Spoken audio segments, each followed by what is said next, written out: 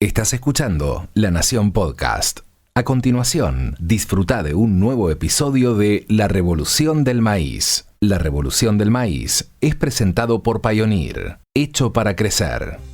Bienvenidos al episodio número 9 de La Revolución del Maíz. Mi nombre es Carola Urdangarín y hoy vamos a hablar del silaje de maíz como clave en la alimentación animal.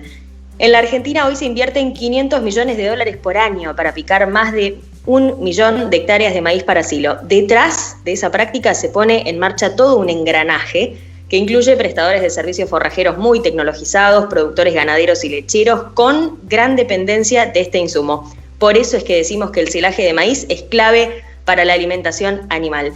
Pablo Catani es asesor privado y es una de las principales voces autorizadas para hablar de este tema. Pablo, suele mencionarse al silaje de maíz como el forraje más utilizado en el mundo. ¿Esto es así? ¿Y cómo es en la Argentina? ¿Qué tal, Carola? Mira, si nosotros hablamos de la Argentina, Argentina hoy tiene 1,5 millones de hectáreas más o menos de silaje de maíz y tiene 3,2 millones de hectáreas de alfalfa. Entonces, decir que por ahí el silaje de maíz es el silaje más utilizado en la Argentina, lo tendríamos que revisar un poco. Sí, estamos de acuerdo que el silaje del maíz es el forraje que más impacto ha generado en la producción argentina, tanto en cantidad como en estabilización y calidad de producción. En el mundo pasa algo similar en las áreas que agroclimáticamente o que geográficamente permiten producir maíz. Evidentemente el maíz, por su velocidad de cosecha, por la calidad de forraje que aporta y por el impacto productivo, sí, claro, es el forraje quizás más importante. Y en las zonas donde por ahí no se puede producir maíz, ha chorreado tecnología como puede ser para el silaje de otra especie como el sorgo, en donde tiene el camino allanado por toda la experiencia y por todo el impacto productivo que aportó el maíz. Entonces, sí, claramente podemos decir que es el forraje o uno de los forrajes que más impacto ha generado en los últimos años. Yo te diría que tanto en la década del 90 como a partir del 2000 ha generado un impacto realmente enorme, tanto en la producción de leche como en la producción de carne. Mencionabas algunas de las zonas de la Argentina en la que se hace silo de maíz. ¿Podemos hacer una especie de mapa virtual para ver dónde se ubican esas regiones? Mira, Carola, la pampa húmeda que tenemos ganadería, el sudeste de la provincia de Buenos Aires, calculamos que tenemos la mayoría del stock ganadero y ahí en prácticamente toda la zona se puede hacer maíz. Entonces, si hablamos después de otras cuencas, como puede ser la cuenca lechera, por ejemplo, Córdoba, Santa Fe, Entre Ríos, también se puede hacer maíz. Zonas de Salta, Tartagal, Salta, por ejemplo, donde yo trabajo, se puede hacer maíz. Entonces, tenemos tanto en el NEA, en el NOA, parte del litoral, en la pampa húmeda, podemos hacer maíz, salvo algunas excepciones, donde tenemos a lo mejor alguna cuenca baja, que no se dé tan bien, pero prácticamente en todos lados. Otro punto hay que tener en cuenta que por ahí, si bien en algunas zonas del país donde no se elige el maíz como un cultivo agrícola, sí se lo elige como un cultivo ganadero, porque con el volumen de biomasa y la producción de grano que aporta es suficiente para lograr un excelente silaje. Entonces, si vamos a hacer un mapa, yo te diría que desde Salta hasta más al sur de Córdoba, San Luis, todavía podemos seguir haciendo. Y en el litoral seguimos haciendo maíz. Yo te diría que sería las 3/4 partes de nuestra república podemos hacer maíz que tenga como destino la producción de silaje para aplicación ganadera, ¿no? Excelente. Mencionabas un poco por arriba algunas de las virtudes, pero en concreto, ¿qué lo hace una alternativa tan atractiva en la Argentina particularmente? Mira, yo empecé con el silaje de maíz en la década del 90. En realidad mi primer silo de maíz lo hice en la década del 80 cuando estaba estudiando y fui a trabajar en una pasantía, hicimos un silo de maíz picado grueso, y después en la década del 90 empecé a hacer trabajos en el INTA, y ahí nosotros veíamos, por ejemplo, que en la lechería el impacto era grande porque nosotros desde mayo, junio, hasta pasado septiembre, octubre, las usinas lácteas tenían una capacidad instalada que era ociosa porque las vacas no estaban dando suficiente leche. Entonces, el tema, ¿cuál fue? Poder estabilizar producción a lo largo del año. Y en ese sentido el impacto fue enorme, empezó a generar un mayor impacto en la lechería y nos dábamos cuenta que las vacas, aún comiendo solamente silo de maíz, seguían produciendo leche y no nos pasaba eso con las pasturas. Entonces creo que ese fue el primer gran impacto. A partir de ahí dijimos, bueno, pasemos a la segunda fase que va a ser estabilizar y generar mayor producción. Y eso lo recogimos a lo largo de la década del 90 y del 2000 para adelante explotó. Hoy por hoy que se ocupa tanto maíz para leche como para carne, te diría que casi se ocupa casi más para carne que para leche, depende de los años, estamos viendo que la posibilidad de lograr excelentes terminaciones en engordes a corral, incluso con suplementaciones a campo, también me genera una excelente calidad de leche. Entonces al principio arrancamos por el tema de la cantidad de forraje y hoy estamos hablando de calidad de producto en menos tiempo. Entonces la ganancia fue exponencial y entre otros factores uno de los grandes que tuvo su mayor aporte fue el silaje de maíz, ¿no? Me gusta esa diferencia que hacías entre calidad y cantidad y decías también que en los 2000 explotó. Empezaría, para ir después a la calidad, por hablar de la cantidad. ¿Cómo fue esa evolución hasta la campaña pasada, que llegamos a superar el 1,5 millones de hectáreas en la Argentina? Mirá, yo soy malo para los números, tengo un bloqueo mental, pero sí me acuerdo que cuando arranqué en el año 93 teníamos entre 70 y 80 mil hectáreas de maíz con destino a silaje y se hacía todo picado grueso. A partir de ahí no cambió mucho, lo que sí cambiamos en calidad y mucho de ese silaje a través de trabajos, cuando yo trabajaba en el INTA, logramos que maquinaria agrícola más evolucionado viniera al país y te diría que incorporamos el picado fino, se incorporó el picado fino a partir del año 94, 95, empezaron todas las empresas y te diría que hasta el 96, 97 yo me acuerdo que hubo un gran aporte tecnológico de las empresas que comercializaban maquinaria agrícola y aproximadamente como en el 97, 98 y ya 99 se masificó la utilización del partidor de grano y eso hizo que también explotara la cantidad de hectáreas y todo el crecimiento fue realmente exponencial. Si yo hablo de el año 93, 94 con 80 mil hectáreas, hasta hoy 1,5 millones, podés hacer una proyección claramente exponencial. Hubo años que se produjo menos, pero te diría que hasta el 2010 fue realmente exponencial y hoy con el 1,5 millones de hectáreas debe hacer como 5 años más o menos que debe andar más o menos por ese valor. Si no se produce más, probablemente es porque, digamos, la producción pecuaria no lo está exigiendo.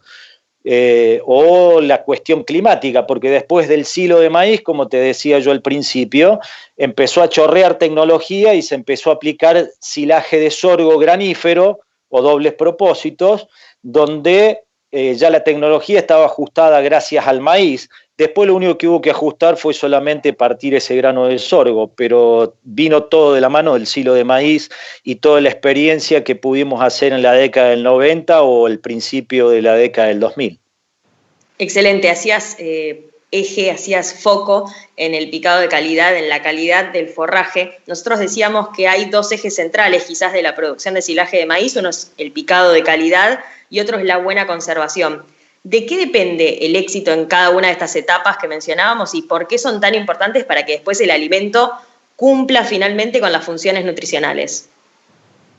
Mira, cuando vos trabajás en un proceso productivo, tenés tecnología de insumo y tecnología de procesos.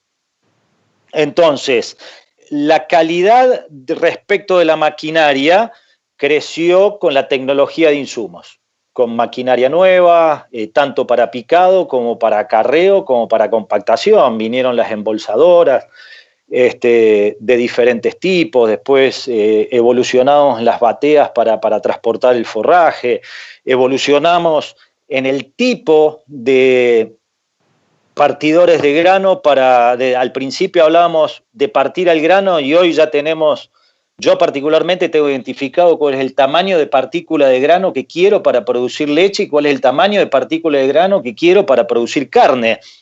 Eso tiene que ver con la tecnología de insumos, ¿no? Ahora, cuando hablamos de tecnología de procesos, también tiene que ver el dimensionamiento de los silos, tiene que ver el post-ensilado, cómo sacás el silo. Yo particularmente hace 15 años por lo menos que vengo bregando en la Argentina para pisar los silos de una manera diferente, donde tenés menos tiempo operativo y tenés un ahorro de prácticamente el 30% del combustible.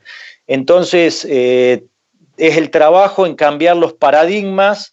Muchas veces la tecnología se compra, pero el proceso se tiene que adoptar. No se soluciona con dinero, se soluciona con trabajo y con cambiar la cabeza. Entonces, el proceso tiene mucho que ver también en cuanto a eficiencia. Esto es un negocio de previsibilidad y de centavos. Entonces, cuanto más previsibilidad y cuanto más podés aportar de saber qué va a pasar a futuro en un forraje conservado que está vivo, que se deteriora, que hay bacterias adentro trabajando y vos te las tenés que imaginar básicamente, o tenés que hacer de alguna manera una acción para que la reacción química te genere más carne y más leche el día de mañana. Bueno, eso tiene que ver con proceso. Pero fueron las dos cosas, tecnología de insumos en cuanto a la mejora de la maquinaria agrícola y de procesos que todavía no termina y seguimos, o yo particularmente me dedico a eso, educando productores, técnicos, contratistas, estudiantes, tratando de volcar tecnología al sistema para que sea día a día más eficiente, ¿no? ¿Qué te encontrás cuando vas haciendo esa tarea de educación? ¿En qué nivel de tecnificación están los productores o sobre qué temas quieren aprender más o en qué quieren volcar más toda esa tecnología de la que hablaste? A ver, nosotros, el ser humano, digo, por naturaleza creo que somos ociosos. Está bueno, si vos te vas al trópico y analizás el comportamiento humano, bueno, ves que en el trópico se te cae un mango, podés sacar un pescado, entonces por ahí no tenés, te diría, tanto esfuerzo. Si te vas a países donde la naturaleza no es tan benévola, ves gente que tiene más propensión a generar, no sé, los países que tienen nieve, por ejemplo, en los momentos que no tienen nieve, necesitan cosechar todo, entonces concentran todo su esfuerzo ahí. En esto pasa más o menos lo mismo. Los productores en un principio pensaban en comprar maquinaria, tecnología de insumo, y cuando la tecnología de insumo se agota, el proceso se hace un poco más difícil, porque muchas veces nosotros estamos acostumbrados a comprar y vender. Entonces decimos, si yo me voy a comprar una máquina, quiero que esta máquina me solucione todos los problemas. Ok, hay máquinas que solucionan todos los problemas, hay máquinas que no. Entonces, en este tipo de cuestiones, como los forrajes conservados y el silaje de maíz en particular, con comprar una máquina no solamente alcanza, entonces tenés que trabajar en mejorar el proceso, que muchas veces tiene que ver con el trabajo del contratista y otras veces tiene que ver con el trabajo del productor en particular, cuando él se queda solo en el campo. Hay reticencia al cambio, como todos, pero en los últimos años, cuando vos empezás a mostrar los números, la gente es como que se ablanda un poco más. Y después el productor de leche, por ejemplo, que en el día a día mide en el tanque de leche cómo se le dan las cosas y ve el impacto productivo en volumen de leche, porque mide día a día, a lo mejor es bastante más permeable al cambio. El productor de carne que no ve el cambio día a día y es bastante más tradicionalista, bueno, el cambio le cuesta. Y si vamos a hablar en términos generales, en la agricultura en general, digamos que el ganadero es el más tradicionalista de la actividad agropecuaria, si se quiere. Y le cuesta bastante el cambio, cuesta. Pero creo que es parte de la vocación de cada uno y de lo entretenido que tiene el trabajo de cada uno y de la imaginación y la impronta que hay que ponerle, porque si estamos dispuestos a generar una mejora productiva, estamos dispuestos a generar un cambio, no es solamente hacer lo que yo te digo, sino tratar de convencer al productor qué cuestiones son mejores, y cuando hablo de convencer es, por un lado, demostrarle la ventaja económica, y por el otro también hacérselo ameno, hacérselo divertido. No podemos ir con cosas químicas frías al campo, donde la gente está acostumbrada a interactuar con la naturaleza, sabiendo que la química está ahí adentro, pero se lo tenés que mostrar de una manera mucho más obvia o mucho más natural. En algunos casos hay resistencia, que te diría que al principio, en el 80% de los casos te encontrás resistencia y después se va contagiando. El proceso quizás es mucho más lento que en un proceso industrial, el de cambio. Pero si miramos hacia atrás, no pocas cosas hemos hecho desde la década del 90 o desde el año 93 hasta la fecha, que es lo que yo llevo trabajando con silaje de maíz y otros forrajes conservados. Se puede hacer y tenemos que seguir trabajando de la mano de la industria y de la mano del proceso, ¿no? No, claramente el trabajo que se ha hecho desde los 90 a esta parte ha tenido impacto y se ve reflejado en el crecimiento de la producción de silaje de maíz en la Argentina, y vos ponías a la tecnología como una de las herramientas claves, o al menos como eso que acompañó claramente el crecimiento de esa producción en nuestro país. ¿Cuáles son las últimas tecnologías que hoy marcan la confección de silajes de maíz en Argentina? ¿Hay tecnologías claras? ¿Se diferencian algunas sobre otras? Sí, hoy tenemos tecnologías claras. Por ejemplo, yo te hablaba de el partidor de grano, y hoy tenés partidores de grano de todos los gustos, colores y usos. Te diría, si yo hago un mapeo mental de la cantidad de partidores de grano, me animo a decirte que debe haber por lo menos 10 tipos de partidores de grano. Que estén en la Argentina o que no estén en la Argentina pasa por una cuestión de rentabilidad, de precio, de un montón de cosas que son ajenas a la producción, tienen más que ver con nuestra vida diaria, que no nos vamos a meter en eso. Otras tecnologías, por ejemplo, que tienen que ver con la medición de constituyentes de forraje. Hoy por hoy hay maquinaria que cuenta con un laboratorio a bordo que me puede ir diciendo en tiempo real el porcentaje de proteína, el porcentaje de fibra, el porcentaje de almidón y la materia seca que tiene el cultivo que vos estás cosechando. Y a través de eso conectarlo de manera satelital para que me tire un mapa de energía en el lote, y a través de eso un control de esa máquina trabajando a campo, y que la persona que me provee insumos para esa máquina pueda estar monitoreando o avisarme en tiempo real si puedo llegar a tener un faltante o una limitante o un problema de esa maquinaria. Y si querés más, la cámara de contratistas forrajeros, donde vos podés entrar online y ver si hay una picadora cerca de tu casa, ver quién es y contactarte con esa gente para que te vaya a picar. Entonces, toda esa tecnología hoy está y es realmente muy buena. Yo te hablaba, por ejemplo, el tema de los partidores de grano. Hemos visto que antes decíamos quebrar el grano, y hoy, por ejemplo, para leche, yo quiero que ese grano esté partido a, no sé, a medio centímetro, o que sería óptimo que el 70% de las partículas de grano estén partidas en 4.5 milímetros.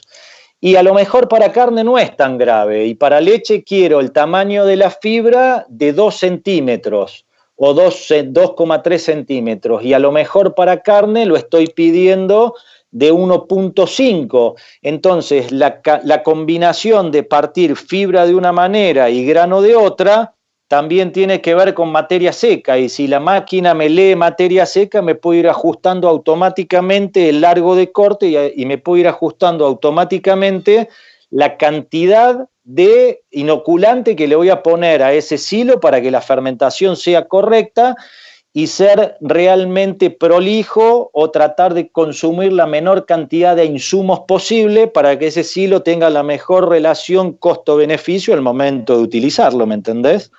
Bien, efectivamente, sí. ¿Cuánto de esa adopción de tecnología o de esa incorporación de tecnología ves? Creo que en los contratistas argentinos son los que reflejan esa adopción. ¿Cuánto se ve ya adquirido en los contratistas de nuestro país? ¿Y en qué todavía podrían avanzar un poco más? Yo hoy veo a la Cámara de Contratistas Forrajeros, ojalá que nadie se enoje con esto, pero como a la mejor Cámara de Contratistas de la República Argentina.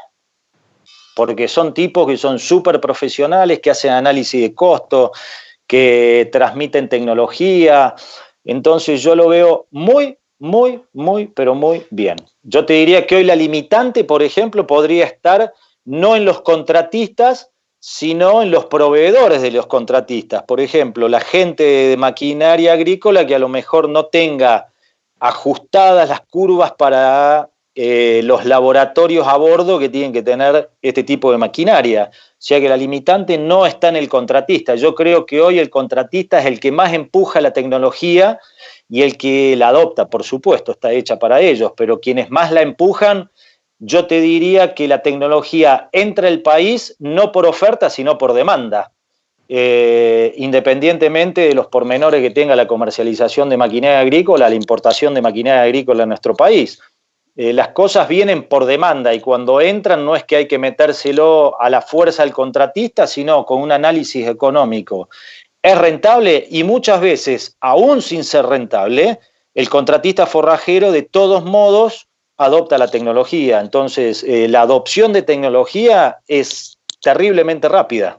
Marcamos entonces como 3 eslabones, ¿no? La industria que provee de tecnología al contratista, el contratista que la adopta y que la pone a disposición de los productores. Ese último eslabón que menciono, los productores, ¿cuánto valoran o cuánto piden, demandan hoy esas herramientas como claves en su producción? Todo tiene que ver con el costo. Y el costo, sí, también la adopción de tecnología. Si la información no tiene un costo excesivo, que me encarezca demasiado el costo del forraje, el productor la adopta. Y tiene que ver también con la infraestructura de nuestro país y tiene que ver también con la escala productiva. Productores más pequeños no se pueden dar el gusto de incrementar el costo productivo de 1 kilo de materia seca. Hay zonas del país, muchísimas zonas de nuestro país, que todavía no tenemos, por ejemplo, una buena conexión a Internet. Entonces, a lo mejor el tema de traficar información le genera más un problema que una solución. Pero teniendo todas las que son las cuestiones satelitales de este tipo, de alguna manera resueltas, hay adopción, poco a poco se ve adopción, y siempre hay alguien que hace punta, como en todo, ¿no? La relación 20-80 que se dé en el mundo se sigue viendo en los productores agropecuarios. El 20% de los jugadores de fútbol hacen el 80% de los goles, el 20% de los vendedores de autos venden el 80% de los autos y a lo mejor el 20% de los productores están generando el 80% del cambio y empujando este cambio. No te puedo decir a ciencia cierta cuántos son los productores que hoy están exigiendo mapeo, etcétera, etcétera, etcétera, porque hoy por hoy hay otros problemas por resolver, pero que esta tecnología está disponible y en los lugares donde tenemos buena conexión y un buen feedback de información vía web o teléfono, lo que sea, que se adopta, sí, claro que se adopta. Y siempre hay una relación, por ejemplo, la leche, por ejemplo, tiene una relación de kilo de alimento con litro de leche que suele ser bastante más vidriosa que la carne. Hoy la carne sabemos que tiene un margen que permite la adopción de tecnología. De hecho, el impulso que ha tenido la carne en los últimos 4 años ha sido realmente bueno. Y si bien la carne adopta menos tecnología que la leche tiene una nutrición mucho más fina y el manejo del lote se puede dar un poquito mejor. Entonces, ahí tenés un poco esa dicotomía, pero habiendo conexión, habiendo accesibilidad a este banco de datos, la adopción se da y yo creo que es lo que va a marcar el cambio en los últimos años. Al principio del episodio decíamos que el silaje de maíz es clave para la alimentación animal, pero ¿podemos contar cuál es el aporte nutricional en la alimentación de ganado de carne y leche y en qué se traduce en concreto? Sí, claro. El silaje de maíz es un voluminoso energético. ¿Qué quiero decir? Un rumiante necesita fibra para seguir siendo rumiante y necesita un ingrediente que es la energía aportada por el almidón del grano. En ese caso aporta muchísima energía, que en el caso de la leche te diría que se traduce en varias cuestiones. Primero, combinación de energía con proteína para lograr buena síntesis de proteica en leche. También tendrá que ver con grasa, con constituyentes. Y en la carne se traduce básicamente en una excelente terminación. Y cuando vos tenés un feedlot o un encierra corral o un animal en terminación y le querés cargar una capa de grasa, la energía es fundamental. Y el aporte del almidón del grano como fuente energética en la dieta es fundamental. Y es por eso que el silo de maíz me aporta cantidad y calidad de nutrientes y determinación de producto. Buenísimo. A modo de balance me gustaría hacer como una diferenciación. ¿En qué Argentina dice, bueno, en esto la tenemos clara en cuanto a esta producción, y en qué todavía hay una pata floja que crees que no puede tardar mucho más en resolverse? La tenemos totalmente clara en el proceso de producción de forraje, producción de silaje. Tanto la tecnología de picado, todo lo que tenga que ver con maquinaria, la tenemos clara. Y sabemos para qué sirve y cómo está y el valor de esa maquinaria, o lo que tiene que ver con la maquinaria. Nos falta un poco de proceso. A mí, por ejemplo, me gustaría cambiar, hace 10 años que vengo trabajando fuerte en eso, la manera de pisar los hilos aéreos, y tenemos que ser todavía un poco más prolijos en el dimensionamiento del silo para ser eficientes en la parte de extracción. Cuando vos al silo lo sacás de una manera no tan prolija, un poco más demorado, es un organismo vivo que va perdiendo energía y eso se traduce en menor productividad. Entonces creo que en proceso todavía tenemos que seguir trabajando un poquito más. La tecnología en cuanto a insumos la tenemos muy bien ajustada y la tenemos que acompañar con proceso, básicamente. Excelente, Pablo. Nos encantó conocer un poco más sobre la producción de silaje de maíz en la Argentina, parte de esta revolución de maíz, y así veíamos cómo el silaje de maíz es clave en la nutrición animal. Pasaba Pablo Catani, ingeniero agrónomo y asesor privado por la revolución del maíz. Hecho de tierra y de sol, de agua y trabajo, hecho de sacrificio y esfuerzo, de hora de pies en el barro, hecho de 7 lunes a la semana, hecho de noches y de mañanas, hecho de tiempo invertido y palabra empeñada. Así es el campo y así somos nosotros. Pioneer, hecho para crecer.